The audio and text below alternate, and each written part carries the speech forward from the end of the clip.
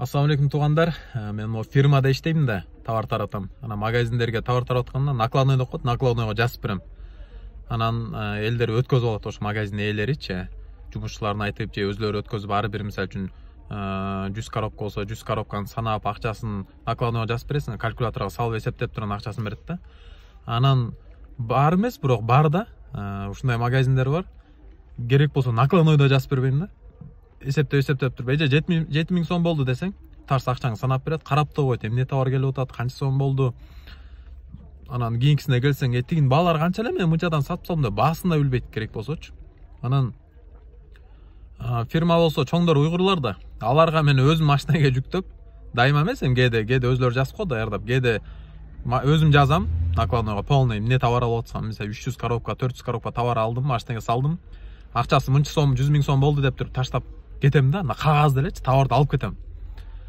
Ушунчалык ишенишет, субханалла, мындай таң каласың да. Мен Нурлан бул адилеттүү бала, бул алдабайт деген эмес да. Бул намаз окуйт, бул сакалчан деп ишенишет болуш керек менин оюмчачы. Мага эле кантип ишене калсын, Нурланга элечи. Бул диндар бала деп ишенип атышат да. Мен макул блогер болуп алдабайт деп ишенишим мүмкүн, бирок негизинен бирок мен ичимен кээде мындай ойлоносуң да, азыр мисалы могу фирманын 10 коробканы жөн эле алып кое алам да, мисалы үчүнчү, эч ким билбей калат. Мен билем, жана Алла билип калат да. Ана магазиндерге бир 2-3 коробканы лишний эсептеп койсом да листикке болбойт да. Бирок ошого карабай, ушул орустар айткандай, пользуясь случаем, ушул магазиндерге, ошол мага ушундай ишенип эметип аткандарга терең бетин айта албасам да, ушу терең ыраазы болуп кетем да. Ийбайчы, ушунчалык ишенгендечи, мындай көздөн жаш тегерип кетет кээде. Чын ушунчалык ишенишетпи депчи, ушунчалык мага деп.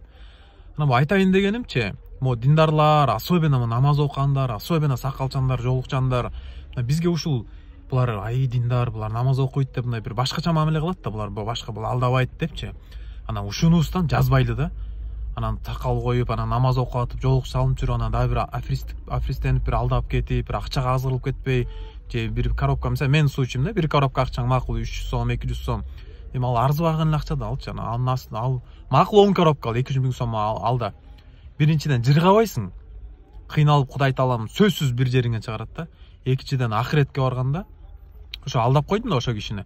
Аллах таалам ошо алдаган менен, мисалы үчүн мен ошо фирманы алдадым. Ошо фирманын ээси менен мен экөөбүздүн ортобузду өзүңөр чечишип алла деп коет экен да Аллах таалам. Анан кантип дегенде, анан мен сооп тапкан болсом, соогун баары тиге жүктөлөт да. Анткени мен аны алдап кеткенмин да бул дүйнөдөчү.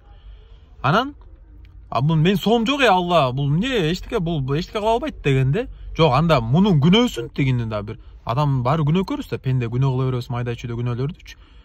Ушак айтып коебуз, көз сактабайбыз, мисалы көп эле да күнөө кылып алабыз. Анда мунун күнөөсүн Нурланга жүктөгүлө дейт экен да, элестеткиле. Муну мен билем, ошон үчүн алдабаганга аракет кылам. 1 сом 1 тыйын болсо дагычы. Бирок ошон үчүн мындай алдабайлы. Бардыгыбыз бул сөзсүз эле диндар, намаз окугандар тиешелүү эмес, бардыгына. Бирок особенно ушу намаз окугандар, сакалчан, жолукчандар иншалла ушу динибиздин эмесин көрсөтөлү да. Кандай эле мына мага ишенип, Кудай сактасын, эми алдап кетсем эмне кыла алышат деп ойлоном да. Бирок ошого ишенип эметип аткандарга мына ыраазымын чындап эле. Анан бардыгыбыз чыныгы мусулман бололу иншалла.